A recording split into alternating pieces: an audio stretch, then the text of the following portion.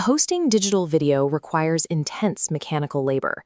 Every time a user hits play, a physical server blade must spin up, pushing megabytes across the internet.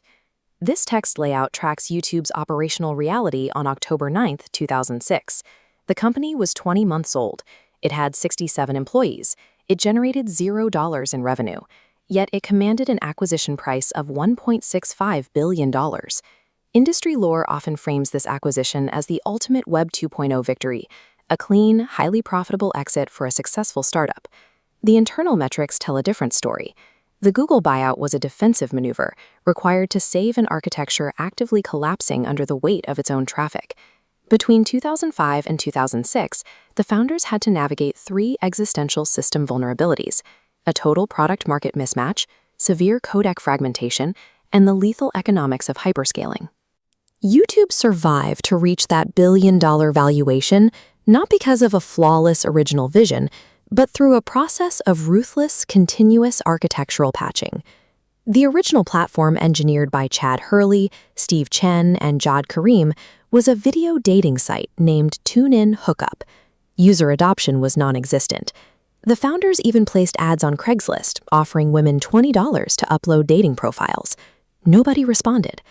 The pivot away from dating was triggered by two distinct search failures. First, Karim grew frustrated trying to find online clips of the 2004 Super Bowl halftime show featuring Janet Jackson and Justin Timberlake. Shortly after, he found it equally impossible to locate raw, user-uploaded footage of the devastating 2004 Indian Ocean tsunami. These two dead ends revealed a massive gap in the web's infrastructure. The internet lacked a generalized, searchable repository for user-generated video.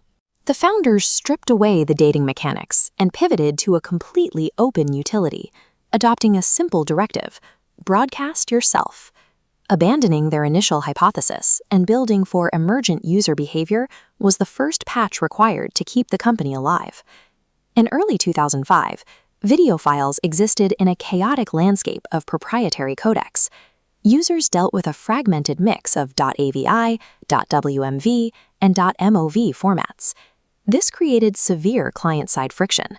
An average internet user rarely had the correct combination of desktop media players required to view different file types. This conceptual architecture diagram shows Steve Chen and Jawad Karim's back-end solution, the automated transcoding pipeline. Fragmented file types enter a central server node, where the pipeline automatically converts any uploaded video into a single, standardized MPEG-4 AVC file with AAC audio. That uniform output is then routed directly into a clean, browser-friendly Flash player. This back-end architecture made sharing video as simple as copying and pasting in HTML embed code onto external sites like MySpace. Well-funded competitors, including Google Video, failed to solve this specific client-side friction, requiring users to download proprietary players to watch content. By abstracting technical complexity away from the viewer, YouTube engineered the exact conditions required for frictionless internet virality. Frictionless virality introduced a new problem. On a free, non-monetized platform, exponential user growth operates as a financial death sentence. This dual-axis line graph tracks YouTube's aggressive scaling. From mid-2005 into early 2006, daily views accelerated exponentially, from 30,000 to millions. The second line represents infrastructure burn rate.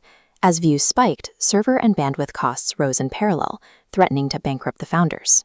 The first massive viral load to stress the system was a Nike advertisement featuring Brazilian soccer player Ronaldinho. To keep the servers running under this load, Sequoia Capital injected $3.5 million into the company in November 2005. Capital burn was only half the equation. Massive scale triggered a secondary vulnerability: severe copyright liability. In February 2006, traffic spiked again due to an unauthorized upload of the Saturday Night Live sketch Lazy Sunday, starring Andy Samberg. The video accumulated 5 million views, bringing the full legal scrutiny of media conglomerates like NBC and Viacom down on the 60-person startup. Sequoia provided a subsequent $8 million Series B round, functioning entirely as a temporary financial bridge to survive the crossfire of bandwidth bills and lawsuits. YouTube's architecture created a monopoly on attention, but it trapped the company in an unsustainable loop of infrastructure debt and legal peril. By late 2006, the competitive reality was clear. YouTube commanded 46% of online video traffic, while Google Video stagnated at 10%. Google realized it was vastly cheaper to spend $1.65 billion to acquire an entrenched user base than to try and win the market organically. This diagram illustrates YouTube's primary motivation for the deal. The fragile system node is surrounded and supported by a massive, structurally sound outer ring, Google's compute infrastructure. A second protective layer represents Google's formidable legal resources, effectively shielding the central node from impending copyright litigation.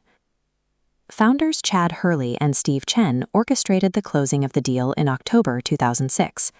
This final maneuver functioned as permanent armor for an architecture that was otherwise doomed by its own scale. YouTube survived by relentlessly abstracting technical barriers for its users, and it won by knowing exactly when to offload its fragile system into a larger, indestructible ecosystem.